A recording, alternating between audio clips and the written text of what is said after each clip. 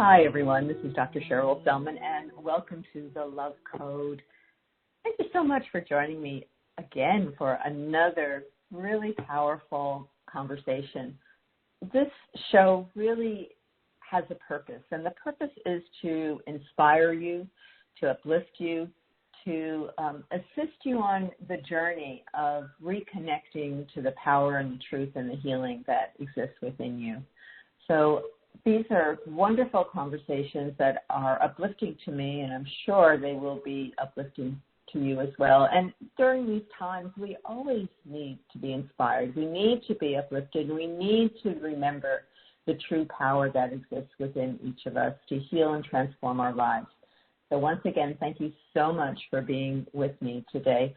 And I just want to let everyone know that all these shows are archived, and you can always go to my website and opt in there, which is Dr. Sherrill Sellman. That's sherrillsellman.com, because then I can send all the shows out to you. Or you can go to my Facebook page, which is What Women Must Know, which happens to be the name of the other program, the other podcast I do on Progressive Radio Network. So that's What Women Must Know. Like me over on that Facebook page. And then I'll be able to send both of the weekly shows that I do out to you, and just great conversations that keep us all inspired and uplifted and educated and informed. So we have another wonderful conversation today. We're going to be talking about conscious bravery, caring for someone with addictions, with Pamela Brinker. And just a little bit about Pamela before we jump into our important conversation today.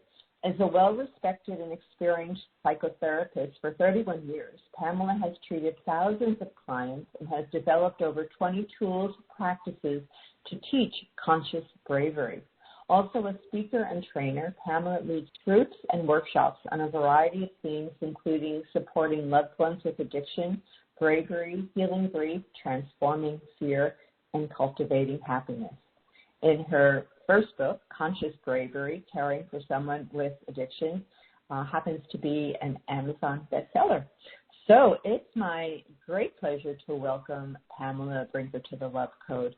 Pamela, it's so nice to have you. Thanks for being here. Thank you, Sherrill. I appreciate you so much. This is a treat. Well, I'm looking forward to our conversation because this is a big story here. It's a big topic, right? And before we get into some of the specific work you've been doing, I always like to invite my guests to share a little bit about themselves and their journey and what actually led you to focus on this particular issue, this particular area of your work. 11 years ago, I was married and happily moving through my life as a psychotherapist and a mom with 2 teenage sons. And my then husband, now deceased, was diagnosed with grade 4 glioblastoma brain cancer. And he died a year and 3 months after diagnosis.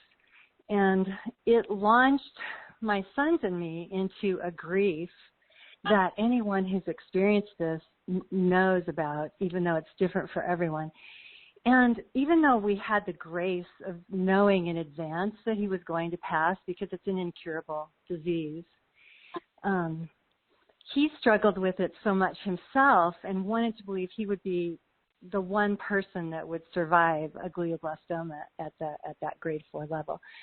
And so it was a challenge for our family because my sons and I were trying to support him in his faith and hope and really honor his belief that he could survive, while at the same time we were preparing for his passing.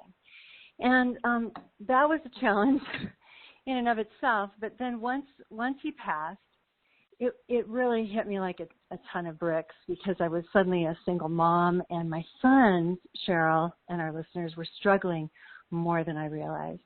We were, because I'm a psychotherapist and because of who I am, and I'm an empath and I'm a spiritual person, I had a really open relationship with my sons, and we talked openly, and of course I'm a psychotherapist, so I would ask them, how are you doing? How can I be with you in this mourning process and things like that.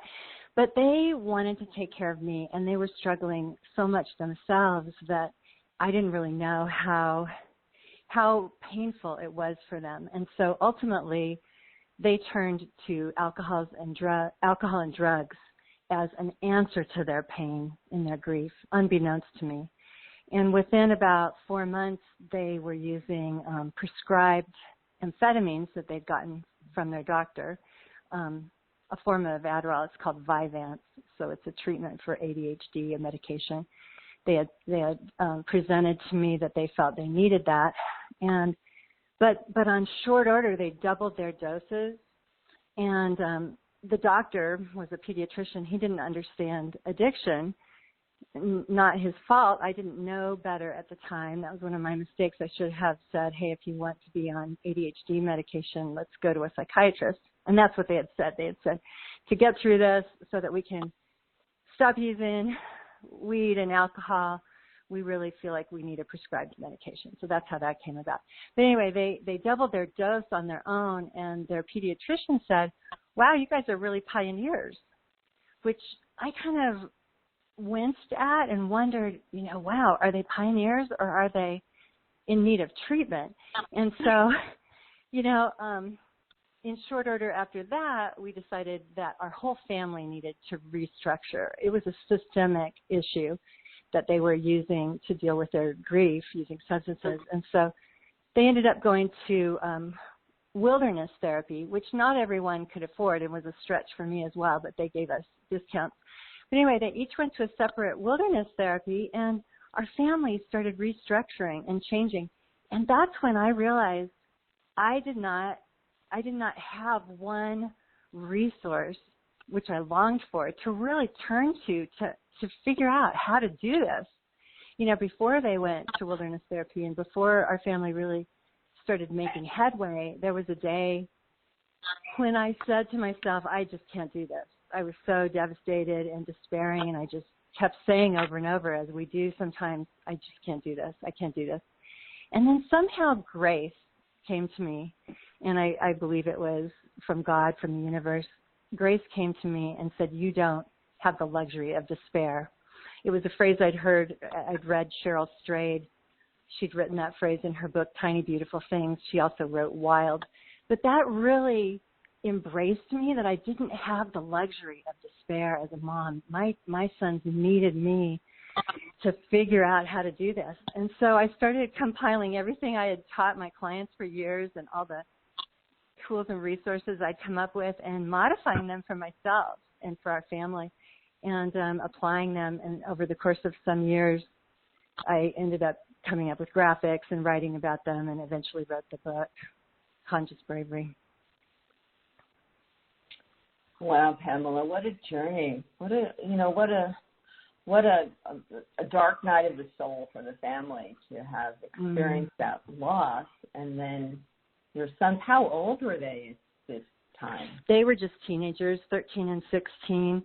And I didn't say this, but after about 4 years of using stimulants that were prescribed, they ended up becoming addicted to methamphetamines.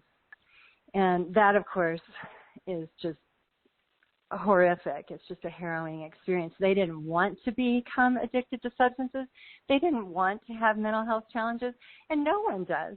And so, and not everyone becomes addicted, of course, to prescribed meds, but they had a lot of the factors that play into becoming addicted. And so it's just been a long trip into the wilderness. That's what I call it in the book. I'm walking alongside them, working on myself, working on our family while they're in the wilderness.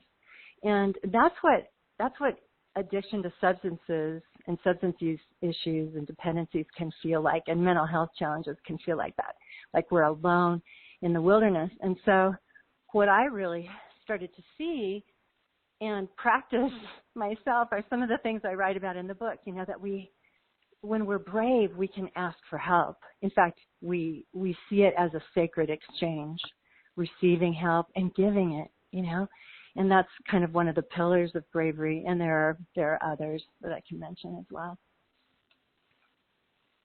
Well, I can't imagine what that time must have been like for you, Pamela. It's like your sons are sinking. The metaphor, the image in my mind is like they're just sinking into this quicksand, right? Just slowly, disappearing. And what's really so horrifying, and I'm sure it's not just in the case of your sons, but for so many people that it all starts with the prescription from their pediatrician or from their internist or whatever. That hearing that, it horrifies me that doctor gave those kids to begin with. That and it does me as well, but I don't blame him because he really had a heart to help, and he wanted to honor what they were telling him. But that's one of the things that we parents and loved ones of those who struggle have to be so wary of, that someone who's struggling and turning to substances as an answer to their grief and pain doesn't always know what's best for themselves. We have to kind of team it and say, hey, what about this? How about trying this? And that's part of what helped them when they went to wilderness, because in wilderness therapy for 3 months, they were each away from any substances, away from screens. They learned how to make their own shelters, build their own fires, and they were with a team of peers that grew to know them as well as I knew them as a mom, because they were with them 24/7 out in the middle of nowhere. And so they really went through a rite of passage that our whole family sort of went through simultaneously.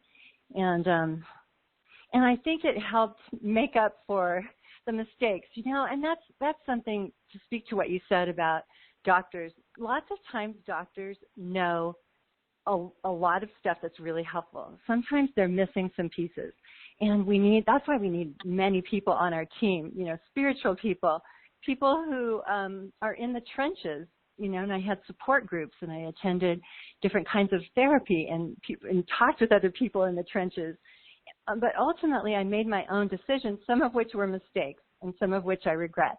But I've had to learn to not view mistakes as shameful. I've allowed myself to embrace my feelings, and it's taken a lot of practice to be kind to myself, to say, hey, I did the best I could. That was a mistake. I don't think I'll do that again. I'm going to pause, breathe consciously, learn to take in information in different ways and kind of rewire and do some of the more uncomfortable things rather than what may seem natural at times, because it seemed natural to go to their pediatrician, that he was someone that really knew them, and to get a prescription for something from him.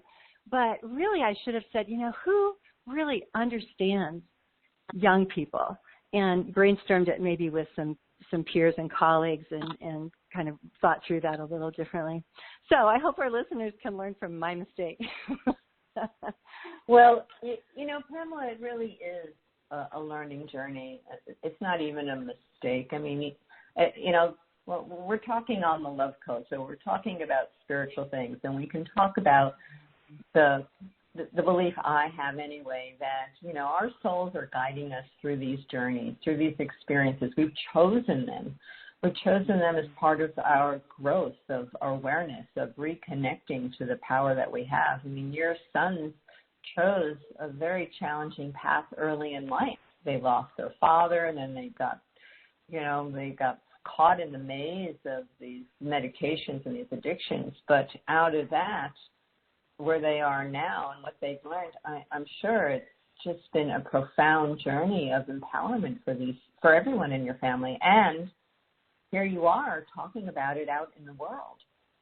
So that's such a beautiful way of saying it. Well, to me, that's the greatest truth. And I just want to say, and I acknowledge you and your sons for the courage to move through this and to share the story and to be in a position to be that wounded healer. All these people doing great work out there in the world. And when I interview them on my podcast and I ask them about their stories, they're all wounded healers. We've all been through our challenges in life. And because of them, we found a path and a direction and a way to serve others. And I acknowledge you for your courage. Thank you so much. I have a painting I'm looking at in my office right now that is called The Wounded Healer. And so that's a concept and an embodiment that I step into. And yes, I think my sons would say the same thing. We all three of us, see ourselves as spiritual people who know God better because of this. In fact, that year that my husband was passing, after he got the diagnosis, it was in July. I remember it must have been about September, the beginning of fall, when I said to God and the universe, I said, I want to know you in this life, whatever it takes.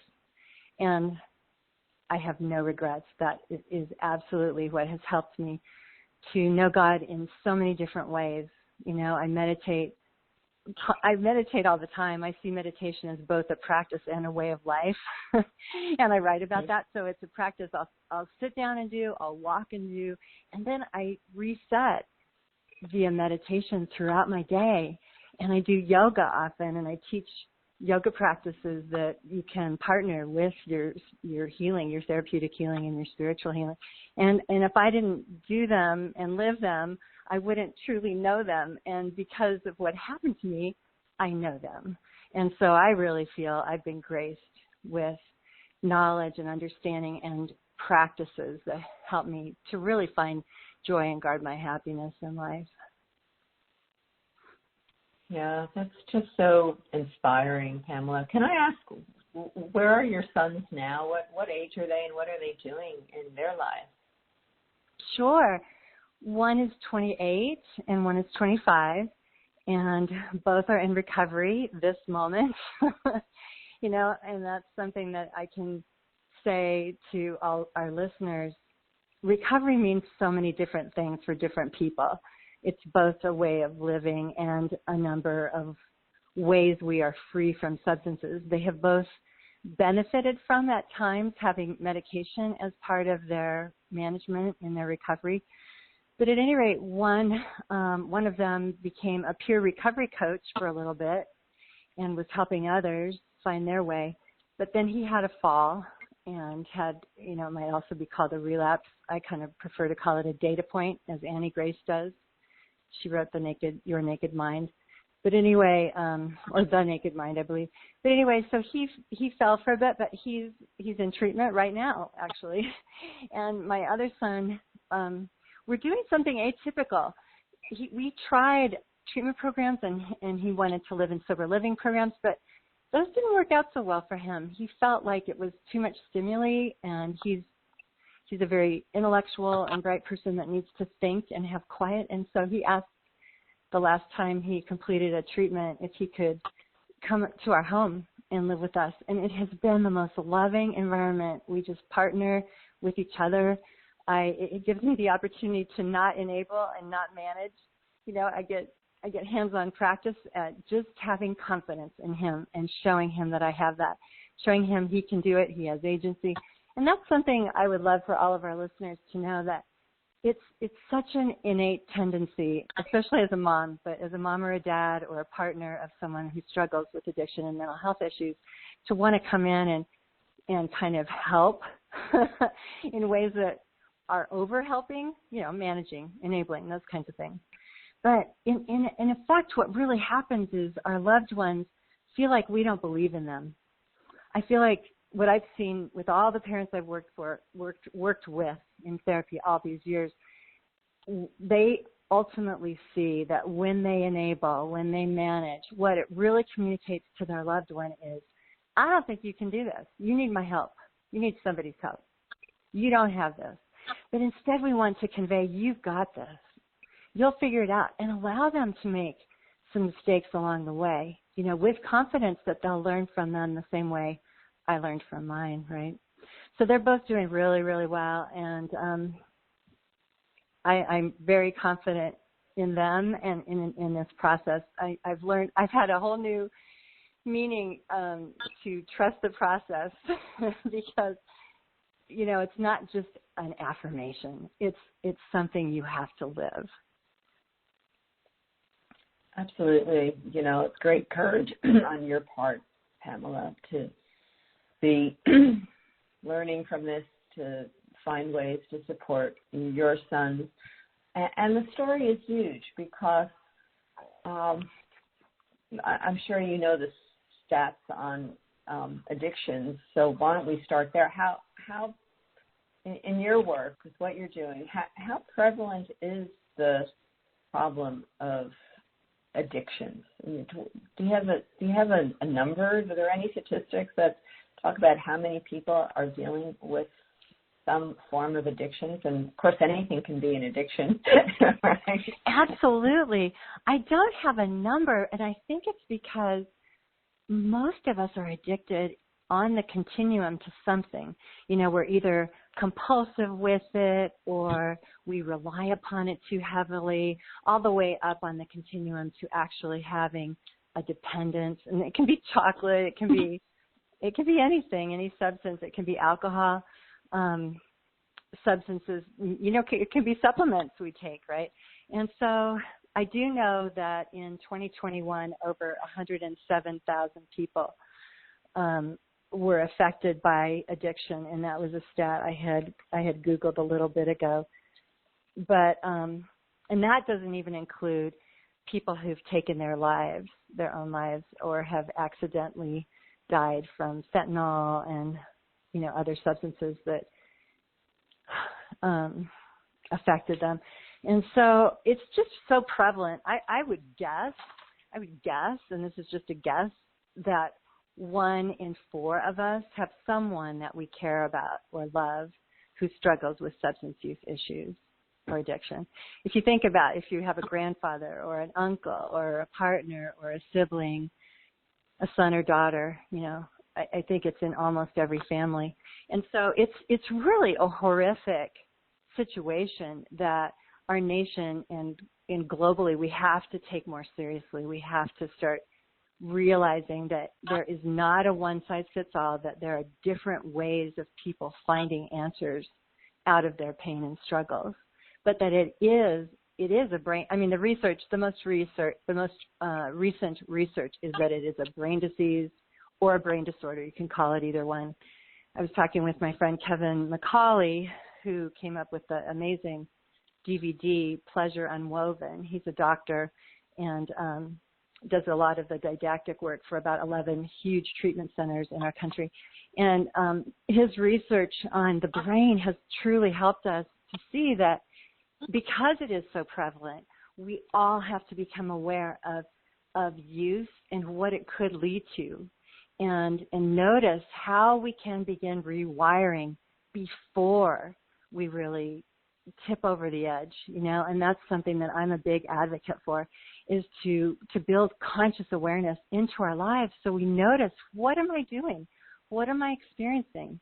What are the responses I'm having in my feelings and my thoughts, and what am I actually doing in my daily life? And observe that without judgment and say, wow, I'm drinking, like, for example, so many of my clients, because of the pandemic, you know, everybody knows this, this is no new news, were drinking or using weed so much more during the pandemic. My clients were reportedly drinking 3 to 4 glasses of wine per night. And usually we clinicians are taught to add to that. And so a lot of people that I was working with were drinking maybe a bottle of wine per night from maybe 6 to 11 p.m. or whatever. And smoking a lot of weed as well, to deal with this huge global fear, pain, anxiety, panic, mild depression, big depression, you know. So people were turning to substances. But once I would ask people to become aware of that, they were so much better able to say, okay, this is what I'm doing. Wow, what's underneath that? What's going on? Can I allow myself to learn how to become more comfortable with my discomfort? Can I breathe consciously into this and say, wow, I'm really anxious. In fact, it's not just in me, it's globally and energetically around me. And how can I reach out for support in ways that feel safe to me? And so you know, it's such a multifaceted question that you're asking, how many people are really struggling. I guess we all have to really ask ourselves and then ask somebody that we care about, because we're not always, don't you feel like we're not always able to answer that question honestly initially, because it doesn't feel safe? You know, like, it's so acceptable in our culture to drink to drink quite a lot. You know, it's at every social gathering. We celebrate with alcohol and with weed and so forth. And so to say, hey, I'm quitting drinking, or I don't really want to smoke right now, thank you. It's kind of like, what's wrong with you, right? Yeah, it actually was a really unanswerable question that I asked. As you're talking and as we're, exploring this, and I really wanted to have you share some of the strategies that helps. But really, addictions come out of some degree of pain that we carry. And the fact of the matter is, Pamela, until you find the love inside yourself, you're dealing with pain. You're dealing with that pain of disconnection and looking for love and trying to find ways to soothe oneself into a sense of well-being, right? So, they're probably, I would say, a huge continuum, but as you were saying, having that piece of chocolate or having to have chocolate or going shopping to feel good or, my concern is the very physical addictions that are happening through the use of computers and phones. The blue light actually alters dopamine levels, which causes craving and addictions to the screen, to, looking on the computer all the time. There are just so many choose your avenue. It's everywhere. So it's such a maze to move through. And it only comes by working with tools that you write about in your book to reconnect to that place, again, within of peace and of self-love and, having that sense of well-being where you're not needing an external. So those are some of my thoughts, Pamela, about the journey that we are all taking from looking for external ways to calm that sense of uncertainty and, sometimes it's a feeling that we just have an anxiety. But I'd really like to know your thoughts, and I really want you to share some of the strategies that you have been working with in your practice to help people, particularly in addressing either addictions or people with addiction.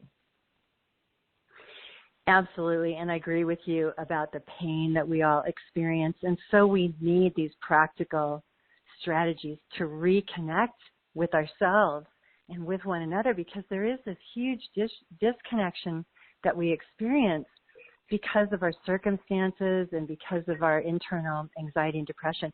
So some practical strategies. I'll go through a few of them. One of the most beautiful things that I know is that I experience that I can live from wonder and joy rather than despair with tools that lead me into conscious bravery.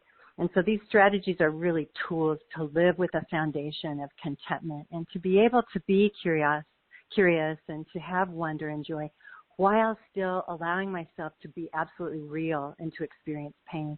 And that's what all of us want. And so in order to do that, most everyone I know has a wonderful practice of gratitude in their lives. Either we write down our gratitudes in the morning, or perhaps we share them before we go to bed at night with someone. And that's wonderful. But we also want to be able to be grateful for who we are. But so many of my clients and workshop participants tell me, I don't know who I am. So perhaps we start there, right? We start reconnecting by connecting with ourselves. And who are we really? Who we are is not our roles as a mom or a parent or an entrepreneur or a writer, whatever. We're not our jobs. We're not even our gifts or our accomplishments. Those are things we do that we've achieved, right? Who we actually are is this beautiful essence. I like the graceful word essence because so many other words are kind of laden with other meaning that could be synonyms, like the synonym self could be replaced with essence.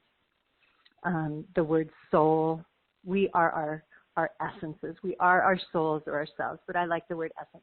So anyway, how do we connect with our essence? We basically go right inside and there we are. So it's this gift, this miraculous everyday gift that's constantly available to us, who we truly are, our beingness as humans. But does that really sound like a strategy to use to reconnect, to get through pain? For many people it doesn't, but that's because we're not really familiar with ourselves. So we want to spend time with ourself, with our essence. We just go inside and do what I suggested earlier with conscious breathing, and breathe into our deepest essence, this deepest soulful part of who we are, and breathe out from that place consciously, with awareness and with receptivity. And oftentimes people tell me that when they do that, they feel like, oh, there's my anxious self. But the more time I've found that we spend with our essences, the more we see that our essence is really the most connected part of us to God and to what's greater, to the universe, to one another, to the thread of interconnectedness we have with each other.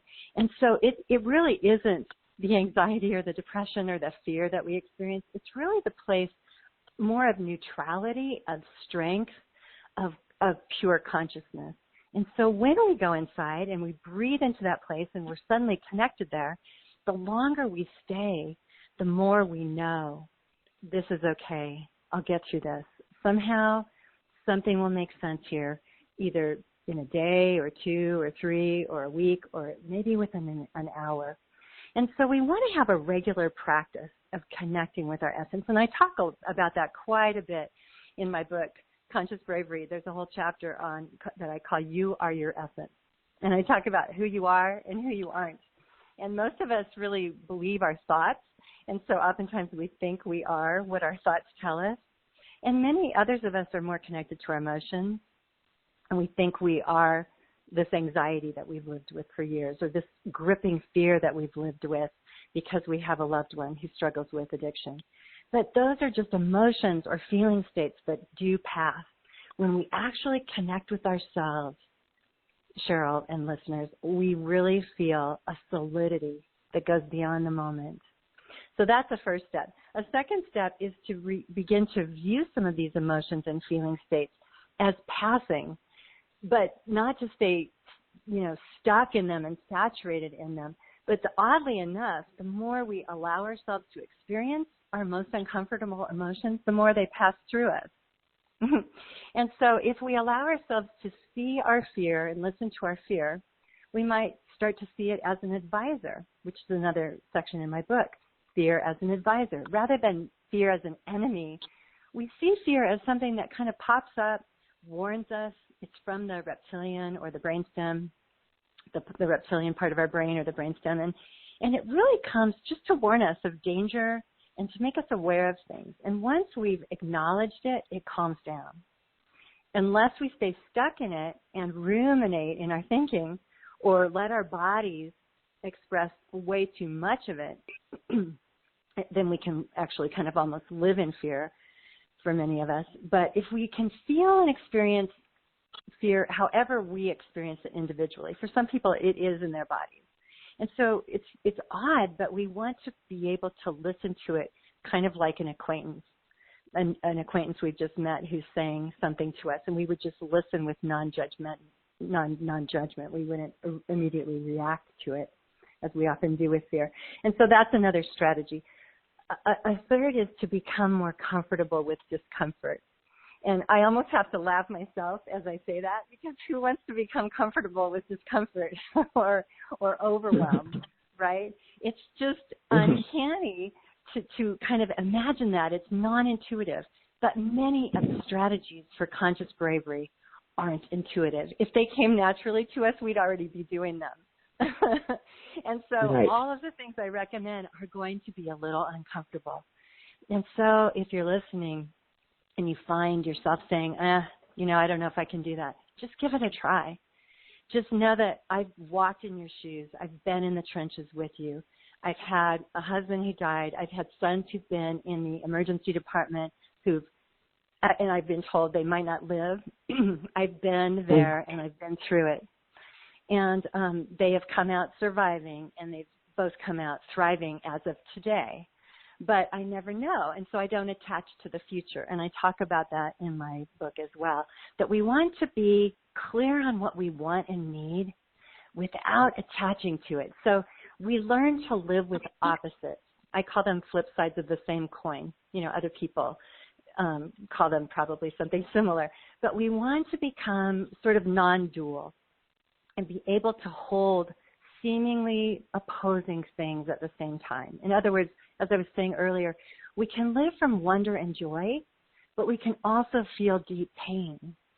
And so I've heard so many of my clients, and I've even cried with my clients as they tell me that their daughter tried to take her own life, you know, and the terror they felt about that. And perhaps their daughter lived. And now how do they move forward knowing that that's a risk in the midst? So we want to be able to feel our emotions, but actually be curious. I wonder where this will go. I wonder how I'll do this.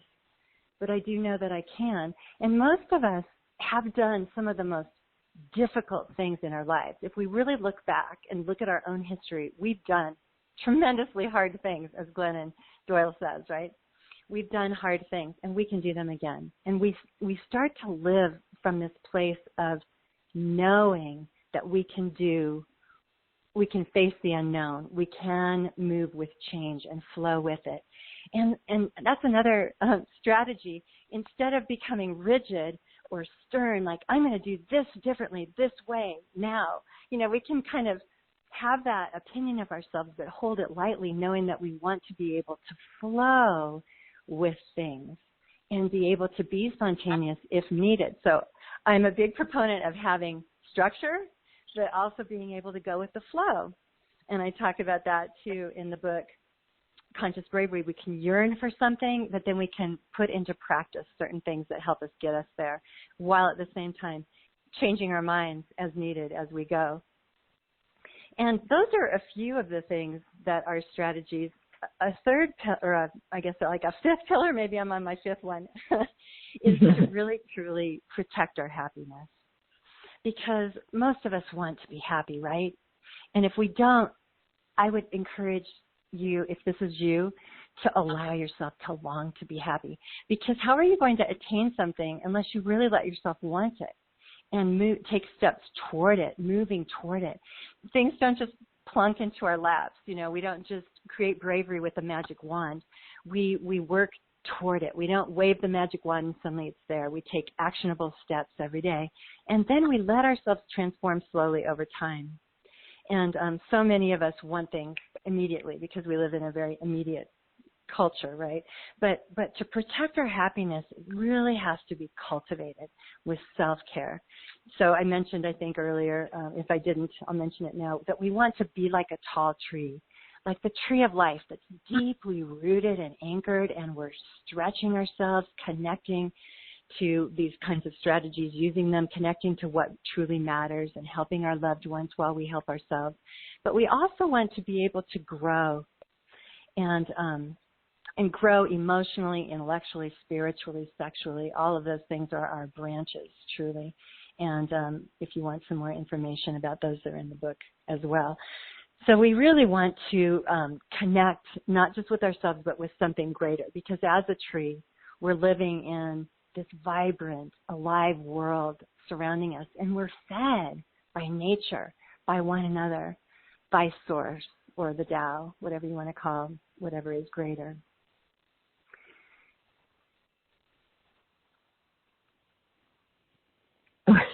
Well, you know, thank you for that, Pamela, because the journey of either assisting with someone in your family or close circle who is struggling with addiction, or a person themselves is struggling with addiction, it really becomes a spiritual journey of finding your way through the maze back to a sense of peace and resilience again. And we all have to do that journey. Some of us are doing it with greater challenges in the moment than others, but we need tools and resources to help us navigate this time. We all need tools and resources to help us navigate life. And sometimes life brings us more challenges than other times. And when that happens, we need these resources. We need these tools. We need these practices to help us find a greater sense of strength and power within us. Those are my thoughts. I'm just, Absolutely. You said that beautifully, finding our way back through the maze into peace and resilience. And one of the best tools that I can offer that is foundational is to use what I call the whole being scan. And I have a chapter in Conscious Bravery called Whole Being Awareness Beyond Mindfulness, because truly we want to have that mindfulness. When people hear that word, it conjures be really present, be consciously aware. But I don't like the word mindfulness because it's too much in the mind. Ram Dass and some others have said the same thing, Eckhart Tolle. It's really promoting almost the mind, a connection with the mind. So I love the word whole being awareness. And so we breathe consciously into our whole being in 6 zones of our experience. And we do a really quick scan, asking without judgment, what's happening in my heart? What am I feeling emotionally right now? What's happening in my mind or my thoughts?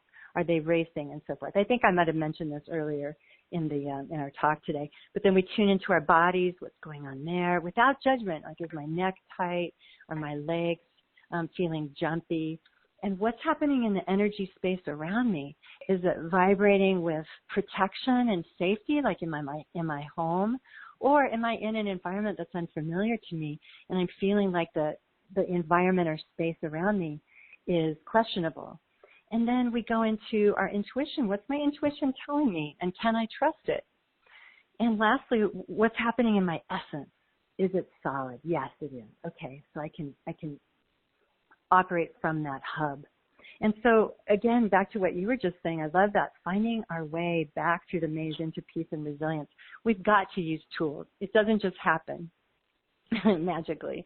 We practice these tools all the time, and we cultivate bravery over time, every single day. And every single moment matters as we put forth our efforts.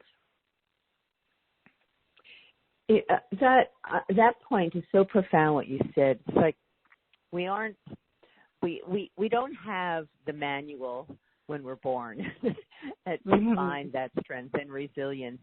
And if you examine any of the spiritual traditions, they're all about giving those tools and resources that must be practiced every day to find that place of true connection and true love and true power. So it's that discipline, isn't it? We have to find tools that we resonate with. There are many tools out there. There are many possibilities. But we need to find whatever tools we resonate with, and then we have to make a commitment to practice with those tools on a daily basis. There's no other way out of the maze, so to speak, right? You got it. You're singing my song, self-discipline plus commitment, and yogis call it the self-discipline piece, tapas, and Buddhists call it something different, right action perhaps. But yeah, that with a commitment, what's required of us is to re-presence, to come into presence over and over again. Because when we're present, we're more consciously aware, and ideas pop into our head about what to do, right? And how to be self-disciplined and how to recommit. And so the more we're present, the better off we are.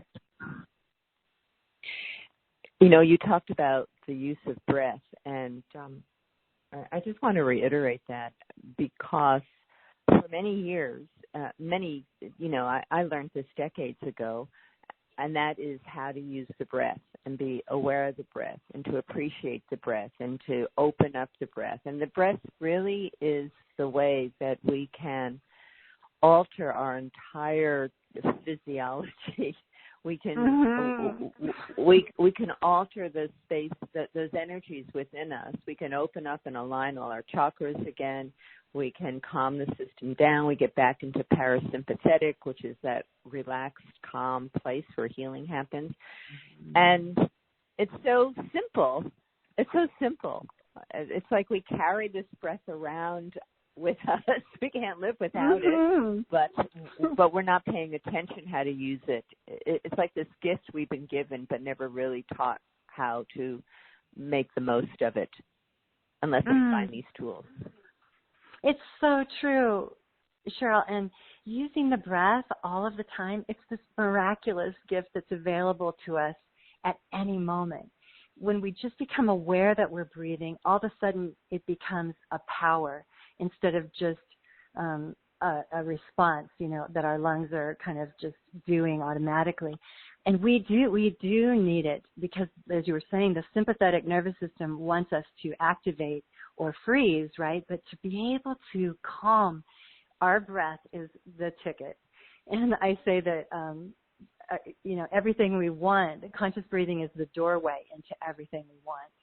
And so whenever we can breathe consciously without just 3 deep breaths, but really, as you were saying, use the breath as a resource, breathing into our hearts, breathing out into what is, breathing into our minds and bodies, and breathing out into an acceptance of, now there's this, breathing in and then breathing out. Then pretty soon we're in a new moment where we see different kinds of options and there are different opportunities.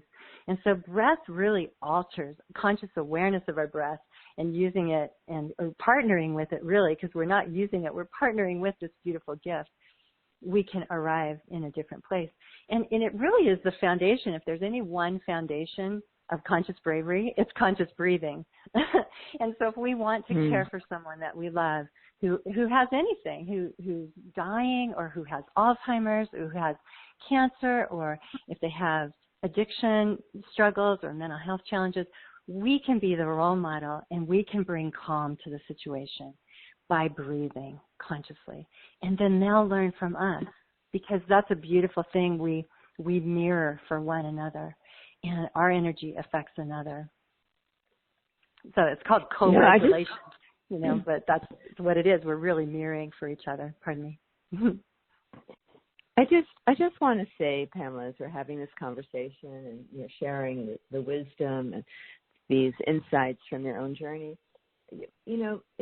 you're amazing, because you have been through so many life traumas and tragedies, and you just seem to have,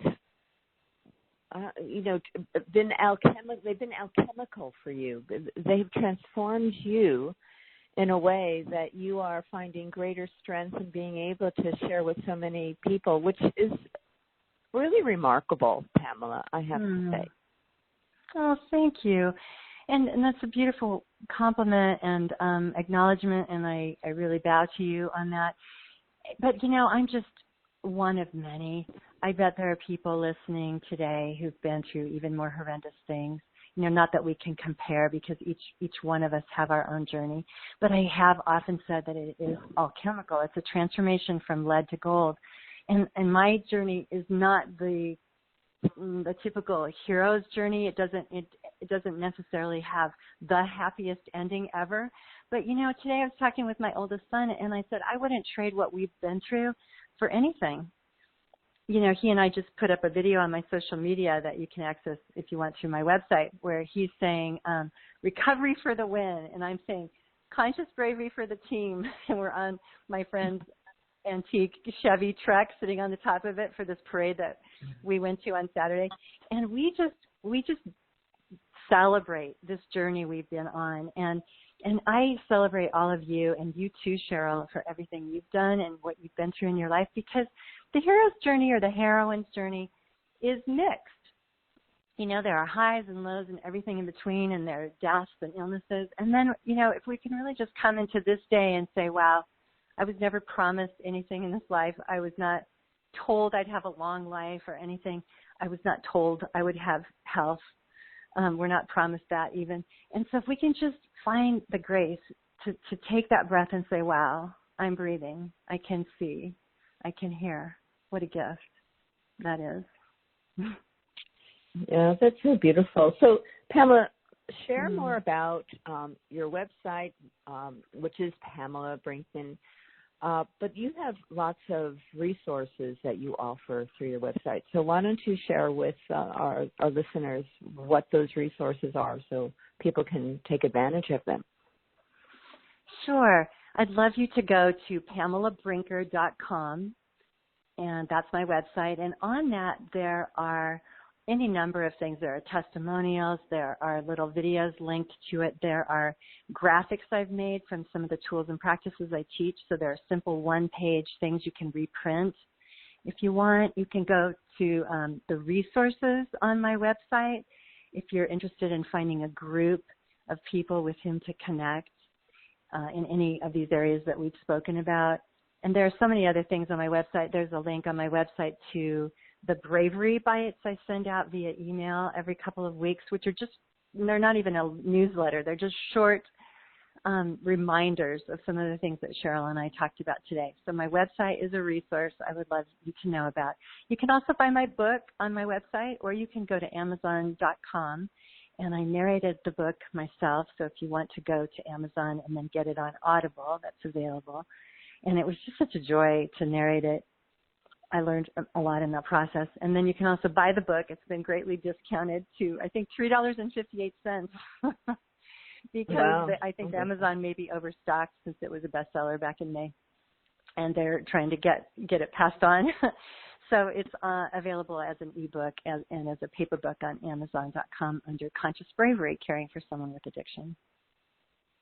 Well, that's wonderful. Very exciting for you to have such a best-selling book, Pamela. And that website, again, for people who really would be interested in learning more, and that's Pamela Brinker, BRINKER.com, PamelaBrinker.com. Take advantage of all that Pamela is doing because she really is here to serve, coming from her beautiful heart. So, Pamela, thank you so much for your time today. Thank you for the wonderful work you're doing and for the huge difference you're making in the world. So much gratitude. Thank you. Right back to you, Sherrill, for your tremendous value. And thank you to all of our listeners for being here with us today and taking this in. It's a good note to complete this conversation with. So to all of you listening, thank you for joining me for another wonderful, inspiring, uplifting conversation on the Love Code. And until next time, may your week be filled with love, peace, and harmony. Bye for now.